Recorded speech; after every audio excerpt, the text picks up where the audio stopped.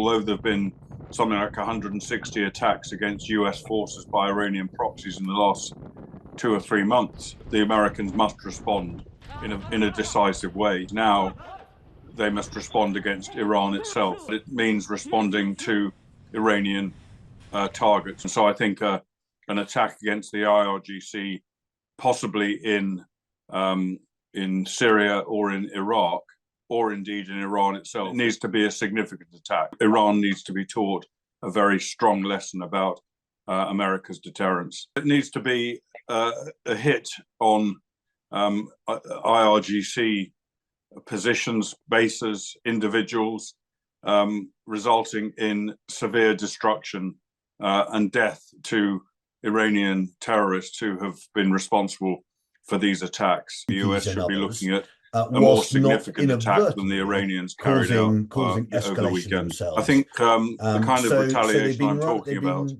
against the IRGC and I think is more likely to attack lower international the threat on Tuesday than to increase it. If America doesn't strike hard, then we'll see continued attacks by Iran.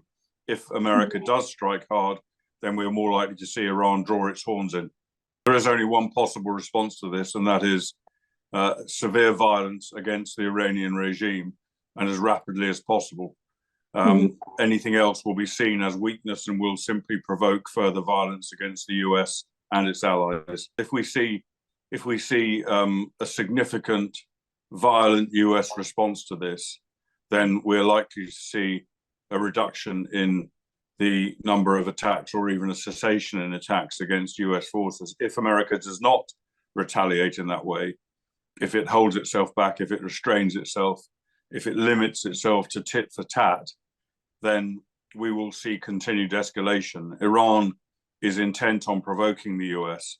We've seen that in the Red Sea by the Iranian proxies, the Houthis' attacks on international shipping, and a relatively limited response to that, as opposed to a really forceful response, which we should have seen, has resulted only in the Houthis increasing their attacks, not diminishing them. And only over the weekend, we saw a British-owned tanker attacked by the Houthis and catching fire. And that itself represents an escalation, which potentially could have been stopped by a more decisive attack against the Houthis. So the same thing applies now to the response to the attack on Americans in Jordan over the weekend.